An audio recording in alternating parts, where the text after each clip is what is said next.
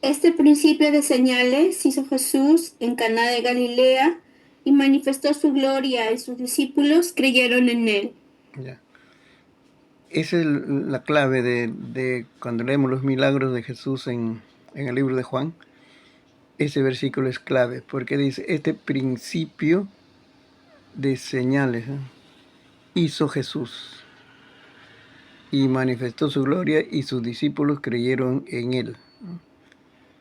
O sea, las señales son manifestaciones de su presencia, su gloria, es decir, el reconocimiento de que Él es Dios. Esa habla es manifestación de su gloria. Y luego de sus discípulos creyeron que va a producir mayor fe o acercamiento de los discípulos a Cristo. Y la gente inconversa, por medio de las señales, van a creer en Cristo, van a comprometerse a seguir a Jesucristo. Es el propósito de Juan. Por eso Juan, este libro de Juan es un material evangelístico muy útil. Se puede evangelizar, o sea, un grupo pequeño, un grupo familiar, puede usar el libro de Juan, eh, y tiene bastante material evangelístico. Este milagro ya es conocido, ¿no? La conversión del agua en vino. Se realizó en el contexto de una familia. Por eso es bien útil cuando hablamos de familia. Este capítulo es muy útil, tiene bastantes lecciones para la familia. Primero estaban comenzando la vida familiar dos personas ahí y hubo necesidades materiales. ¿Cuál fue? El vino. En la boda faltó el vino. Eso hay que conocer un poco la cultura de los judíos acerca de las bodas. Las bodas duraban una semana y entonces ya había que tener bastante provisión. Y el vino era el elemento, vamos a decir, que todos los días consumían. Y si faltó eso, entonces indicaba que la familia de ambos, ¿eh?, del novio y de la novia, no se habían preparado bien para esta familia, para esta boda. Y hay una necesidad. Entonces Dios, Jesús interviene, pero por ayuda, pues, digamos, de María, su madre, ¿no? Eso es. Entonces, hablando en generalidad, se puede decir, no, el primer milagro que Cristo hizo, lo hizo en una familia que estaba comenzando. Y segundo, dice, los que servían, esos son los ayudantes, ¿no?, que servían a las mesas, ¿no?, fueron elementos activos. O sea, ellos debían tener esa disposición de servicio, están ahí, de servicio. Para ellos su lema es obedecer, no cuestionar las órdenes. Tenían que obedecer. Porque le dijo, llenen de agua esas tinajas. Ellos tenían que obedecer. A ver, llévale este vaso de agua al que prueba el vino. Tenían que obedecer. No es cuestionar. Entonces, hoy día tenemos servidores, sí, pero cuestionan las órdenes. Pero no se debe hacer así. ¿Pero para qué van a llenar agua? Lo que no se necesita, lo que se necesita es vino, no agua. ¿Qué tiene que ver el agua?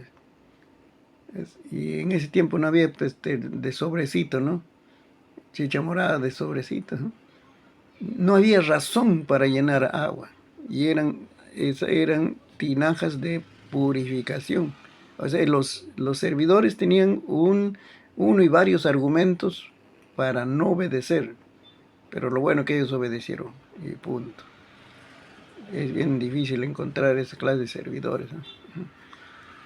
Y luego vemos, dice, en la senda de la obediencia se realizarán los más grandes milagros. La obediencia aprobada por Dios es aquella que no pone objeciones. Y el resultado del milagro es de mejor calidad que aquello que proviene por medios naturales. ¿Por qué? Porque este vino, dice, fue de lo mejor, de lo que habían servido los días anteriores. Eso lo dijo el probador de vino, ¿no? ¿Cuáles son las aplicaciones de aplicaciones simbólicas, ¿no? Que también nos va a ayudar. Tiene lecciones espirituales, evangelísticas, ¿no? Una multitud sedienta. ¿No es este cuadro del mundo perdido hoy? Saborean los placeres del mundo, pero no hallan satisfacción personal. Y si encuentran alguno, con el correr del tiempo se acaba. ¿Ve? Luego hay tinajas vacías, 6 tinajas vacías, que representa el corazón humano que está duro y vacío. Así es, una vida sin Cristo, por mucho que tenga cosas en esta tierra, no satisfacen. Luego fueron llenadas de agua. Esas tinajas vacías fueron llenadas de agua. En la Biblia el agua para lavarse es una imagen de la palabra de Dios. Todos los sirvientes tuvieron que hacer fue llenar de agua las tinajas vacías, pero es igual al siervo de Dios que llena el corazón del inconverso con la palabra. O sea, nosotros tenemos que darle la palabra, ¿no? Transmitir la palabra, y la palabra va a ser ya su obra en las personas. Es palabra viva y eficaz. Has compartido un versículo, una expresión, una enseñanza se puede llamar, ¿no? En una frase. Eso es palabra viva.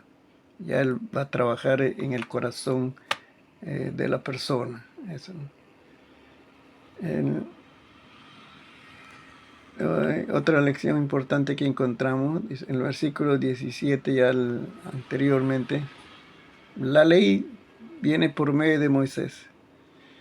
Eso fue dada en el Antiguo Testamento, la ley. Y la ley nos va a hablar de juicio.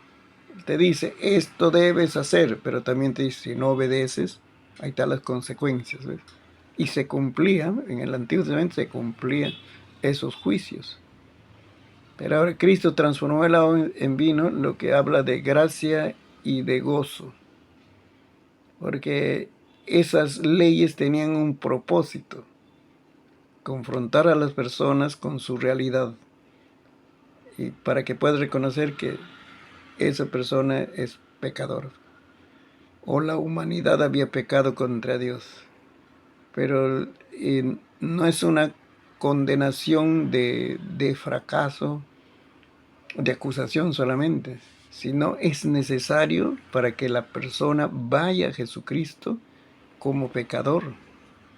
Porque si él va con una necesidad, puede ser natural, ¿no? Salud, economía, que supere mi problema familiar, todo eso.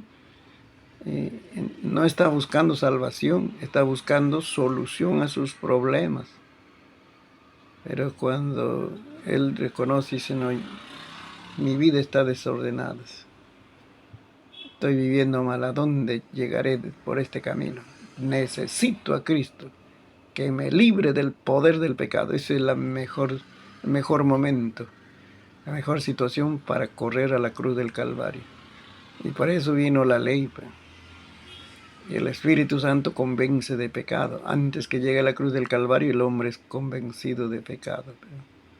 Entonces, eso es lo que nos muestra aquí, que cuando Cristo lo transformó en el agua en vino, entonces ya lo ve de una manera diferente las reglas, la ley, los mandamientos. Así es, ¿no?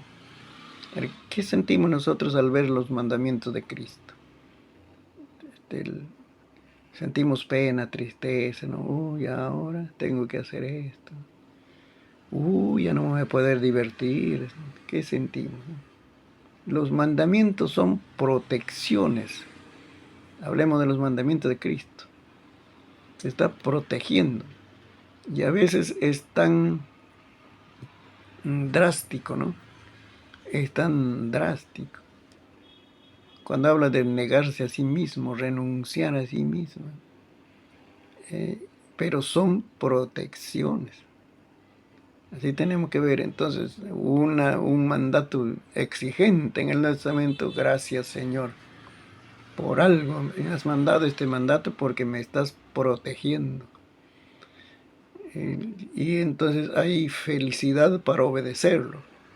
Pero si lo vemos los mandatos de Cristo como restricciones, nos está limitando. Ya no podemos hacer lo que queremos nosotros. Pero ¿a dónde nos va a llevar lo que quiere hacer nuestra carne? Nos va a llevar buen camino, a buen propósito, ¿no? Nuestra carne nos va a llevar por malos caminos. Por eso entonces necesitamos apreciar los mandatos de Dios, apreciar ese proceso por el cual el Espíritu Santo va santificando nuestra vida y nos muestra ese camino no te conviene. Pero nosotros decimos, pero está bien, ¿qué de malo hay en eso? ¿Sí? Es que nosotros no sabemos el futuro. Ahorita puede parecer que está bien lo que estamos decidiendo, ¿no? Pero en el futuro puede cambiarse, transformarse en algo dañino para nosotros, ¿no? Entonces por eso el creyente vive guiado por el Espíritu Santo. Este es el primer milagro que pasamos. San Juan 4:36 pasamos ahora. Y ahí también dice 4:46 al 54. ¿Lo leo, pastor? A ver, vamos a ver voy a escoger uno. El versículo 54. 4:54. Sí. Esta segunda señal hizo Jesús cuando fue de Judea a Galilea. Ahí está la huella, ¿ve? Segunda señal. Así que va a estar desarrollando Juan con ese término. Ya no dice luego, en el siguiente milagro ya no dice la tercera señal, solamente nos ha indicado es el camino. Es como que Juan dijera, ¿no? Mira, voy a escribir milagros, pero cada milagro es una señal. ¿De qué nos está hablando? De la salvación. ¿Verdad? Esta es la sanidad del hijo de un oficial, dice. ¿Dónde sucedió el milagro? A ver, para eso necesitamos el mapa.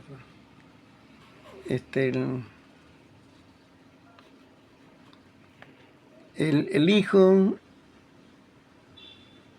ya Jesús estaba en Capernaum, el hijo está en Caná, que es la otra provincia, y en el medio está la provincia de Galilea. Entonces dice, a ver, por ahí habla de,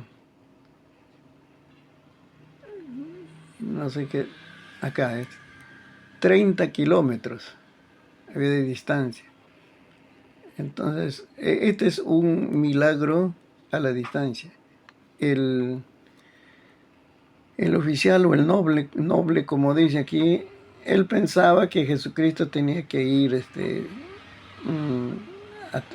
a su casa, ¿no? Dice, el 47 dice, vino a él y le rogó que descendiese y sanase a su hijo que estaba a punto de morir. ¿Qué le está diciendo? Según, esa es su fe, pues, su fe inicial, ¿no? Para que mi hijo sane, Jesucristo tiene que venir, poner su mano, hacer una ceremonia, y mi hijo va a sanar. Eso le pide. Señor, por favor, desciende, vamos, porque mi hijo está a punto de morir. Y Jesús le da algunas lecciones, para él puede tener significado, ¿no? Si no vieres señales y prodigios, no creeréis. El oficial del rey le dijo, Señor, le está suplicando, Señor, desciende antes de que mi hijo muera. Y Jesús le dijo, anda, tu hijo vive. Eso es la palabra, es una palabra. Y el hombre dice, creyó la palabra que Jesús le dijo y se fue, se retiró de la presencia de Cristo. No dice que fue a su casa, sino se retiró. Ahora entonces, su fe se fortaleció con la palabra de Jesús, que le dijo, tu hijo vive. Es como decir, ya no te preocupes, tu hijo está sano, sería el tema, ¿no? Y el hombre creyó esa palabra y dice,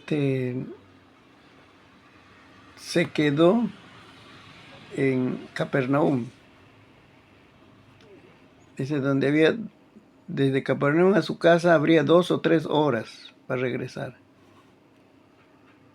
Y se quedó en su casa, y se quedó en Capernaum, posiblemente hizo algunas cosas propias de su oficio o de las necesidades de su casa, no sé, él compró algunos productos, etcétera, porque al día siguiente recién fue a su casa.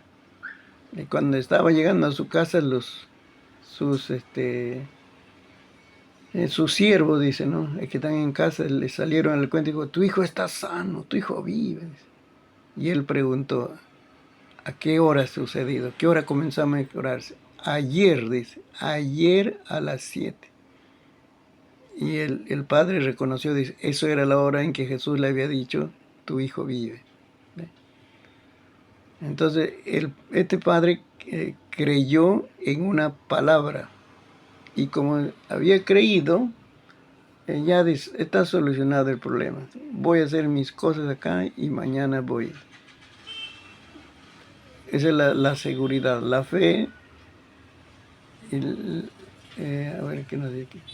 La lección es importante. No.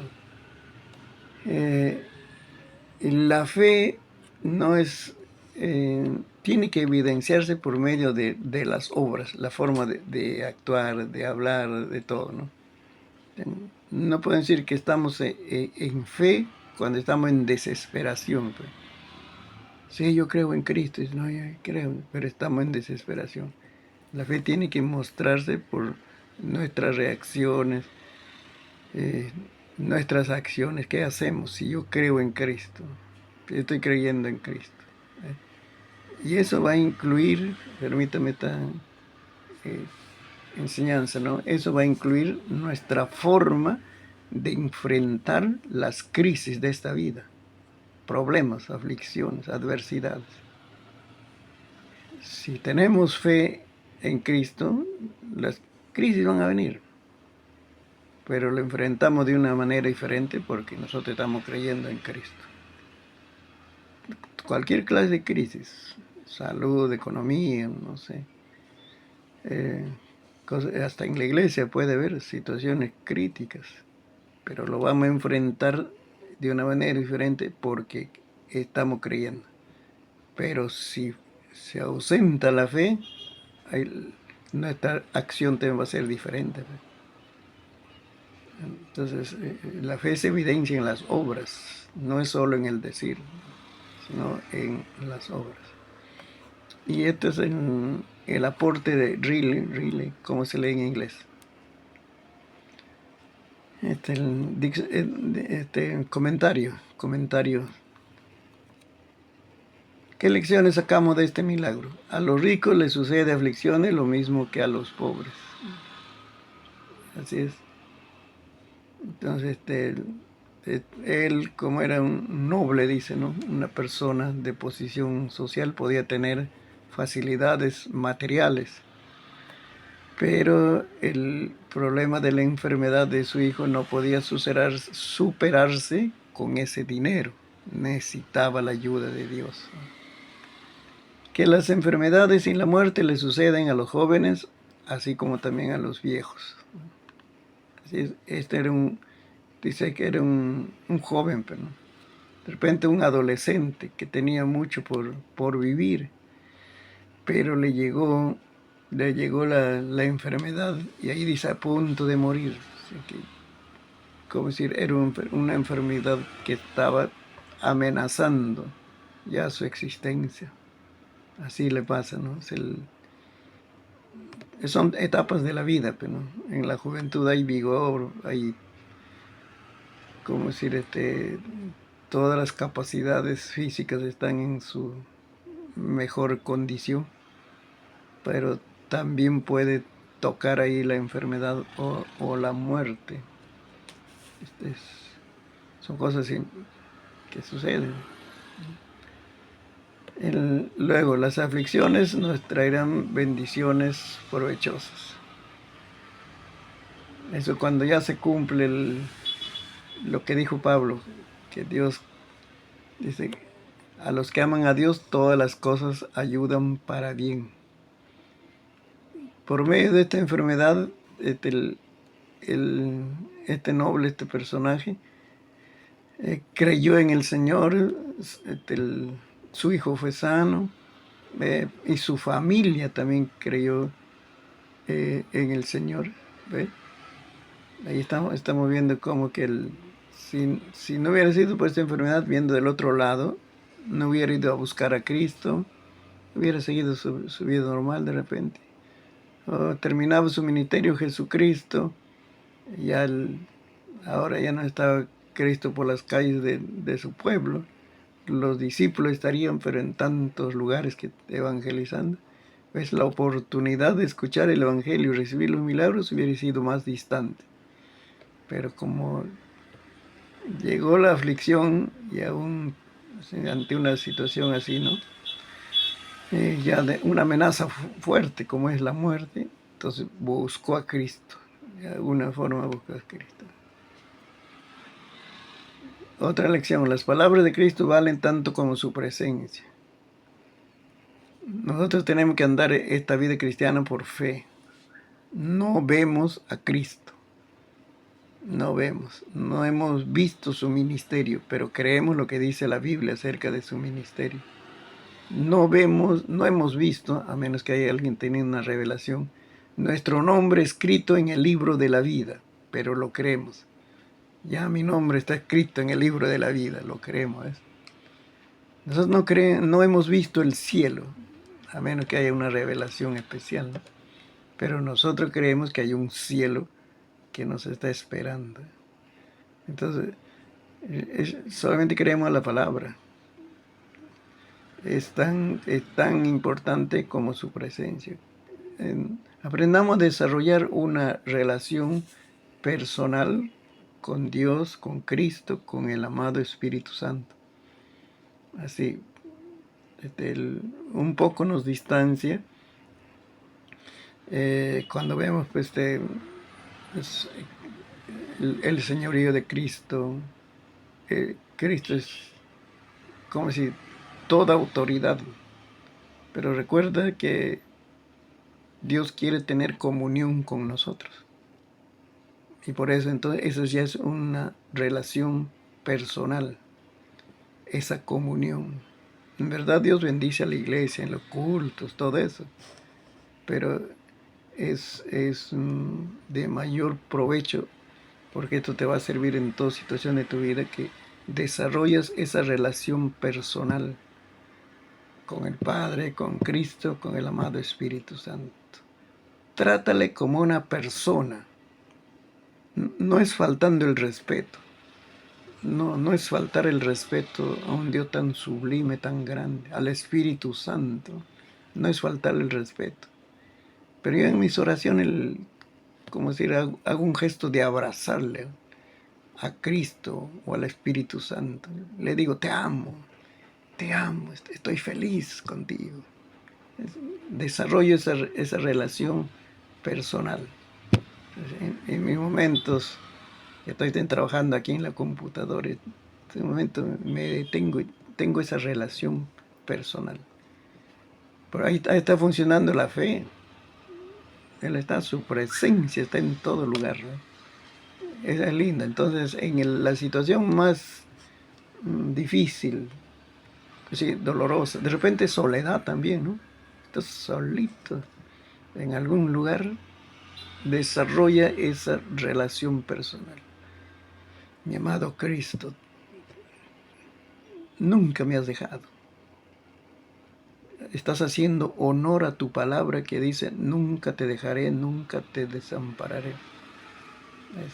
Entonces, vamos a disfrutar de un tiempo de comunión. Habla mi corazón, Señor. Hazme sentir tu presencia, ¿no? Ahora en este momento. Y como te estoy diciendo, un desarrollo, una relación personal. Hasta podemos decirle, Cristo, ahora necesito tu abrazo. Estoy afligido, Señor. Necesito tu abrazo. Una relación personal. Eso es lindo que podamos desarrollar. Oigan, estamos ya. En unos minutos nos vamos ya. La sanidad del enfermo de Bethesda. Y es ya el tercer milagro.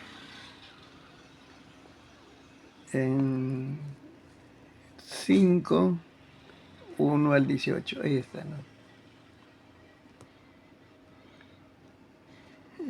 Este milagro es muy particular, por eso lo escoge Juan, para seguir hablando de las señales, ¿no?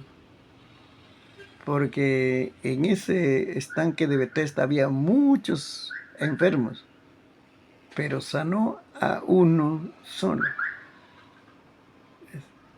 Ese es el caso. Y él no buscó el que recibió el milagro, ¿no? No hizo un acto heroico, puedo decir, ¿no?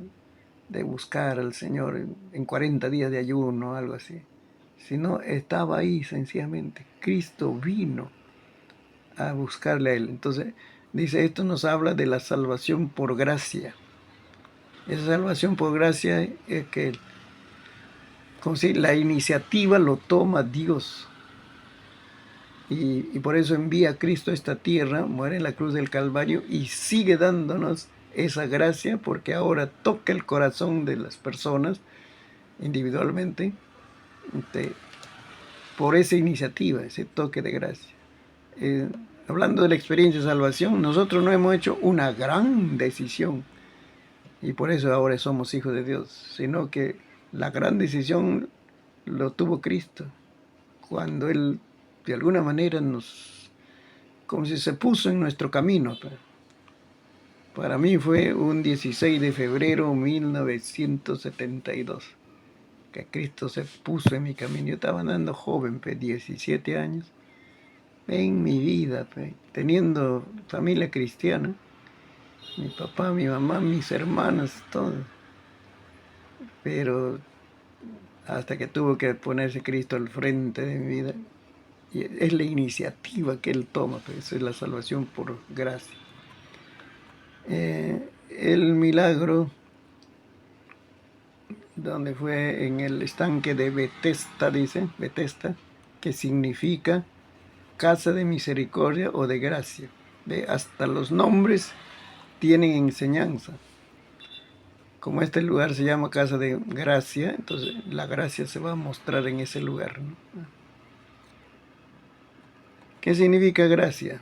Bondad para quienes no se la merecen. Otro dicen, dar regalo al que no se lo merece. No merecemos la salvación. Es ilógico buscar la salvación por obras, pero mucha gente están buscando la salvación, están trabajando para la salvación, ¿no? Es Cristo quien viene a nuestro encuentro y nosotros recibimos, sencillamente nos ofrece el regalo de la salvación. Y nosotros lo recibimos, sencillamente. Es nuestra decisión heroica, grande, que es recibir. Recibir nada más. Luego vemos, este es un asunto también de los 5 pórticos. En ese estanque dice que había 5 pórticos y por años ha sido cuestionado. La arqueología decía, pero no hay en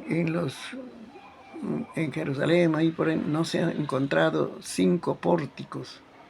Esos son como puertas, pero tremendas, acompañados de columnas. Es en la arquitectura de ese tiempo. Pero ya en este tiempo ha salido un documental de que escarbando ahí en esos lugares han encontrado el estanque de Bethesda y ahí está 5 pórticos. ¿Saben por qué es raro? Porque una construcción, por ejemplo, las casas tienen cuatro lados. Es bien difícil que hagamos un edificio que tenga 5 lados. Es bien difícil encontrar. O en forma de coliseo, estadio, puede ser. Pero por eso este lugar es muy particular. El estanque y luego los 5 pórticos. Todo eso tiene importancia, ¿no? en los tratos de Dios con esta humanidad. Y Cristo lo sanó en el día sábado, precisamente en el día sábado.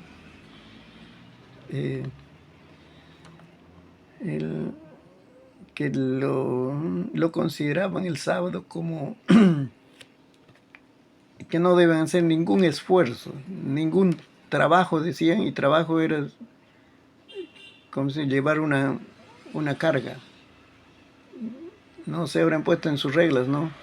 Solo entonces llegar a una bolsita de 4 kilos, algo así. Pero si ya tiene 7 kilos, ya eso es trabajo. Así las reglas se habían hecho. Pero Jesús lo sanó a este hombre en el día sábado. Las lecciones. Cuántas desgracias ha traído el pecado al mundo. Porque este hombre había pasado 38 años llevando esa dolorosa situación.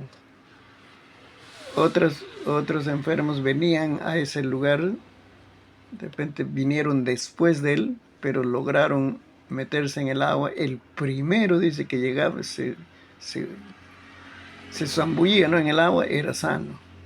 El primero. Los demás, aunque podían zambullirse después, no eran sanados. Así que y pasar 38 años de esa dolorosa situación es una cosa, vamos a decir, muy trágica para el ser. De repente había perdido la esperanza, pero ahí estaba perseverando, esperando su momento. Y cuán grande es la misericordia de Cristo, que otra lección es que así como el Señor Jesús fue a este hombre y escogió a él, esa es su gracia, entonces llega también a nosotros, que nos escoge. Pero en el escogimiento de Dios, recuerde que no es desechar a los otros, porque los otros van a tener también otro momento de oportunidad. Pero así, el día que llegó a nosotros la salvación, es porque nos escogió. Es como decir, este es tu momento, este es el día importante para tu vida, ¿no? Pero no significa que desechó a los demás que estaban cerca de nosotros. Puede ser nuestros familiares, puede ser nuestros amigos, o estábamos en el mismo culto, se vio el mover del Espíritu, pero no decidieron por el Señor. Va a tener otro momento, ellos tendrán su momento también. Entonces, lo que nosotros nos sentimos es que era nuestro tiempo para acercarnos a Cristo. Eso nos habla este milagro, ¿no? Muy bien. Ay, llegamos aquí. Esto te va a dar una visión panorámica de todos los milagros. Dice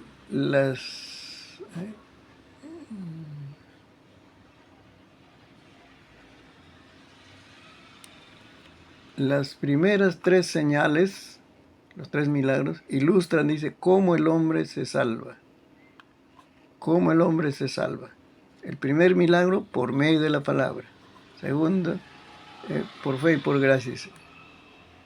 La cuarta señal, la alimentación de los 5,000, nos muestra que la salvación satisface las necesidades internas del corazón. Jesús es el pan de vida. Y de aquí ya dicen, las 4 últimas nos va a enseñar los resultados. de la salvación.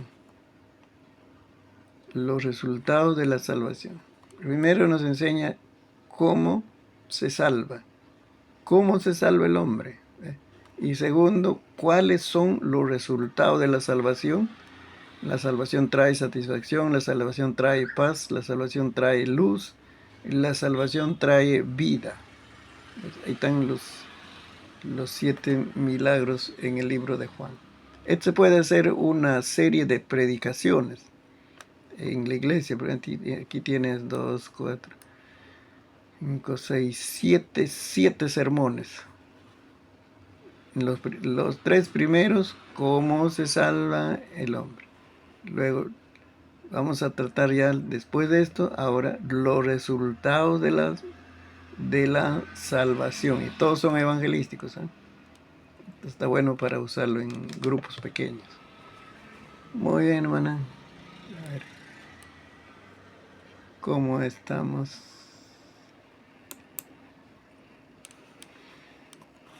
Bien, pastor, muy bonito.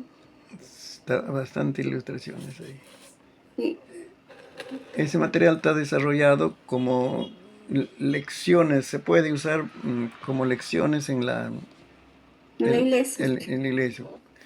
Por ejemplo, los jueves o los domingos, no sé, está organizado de esa manera. ¿Viste el otro material?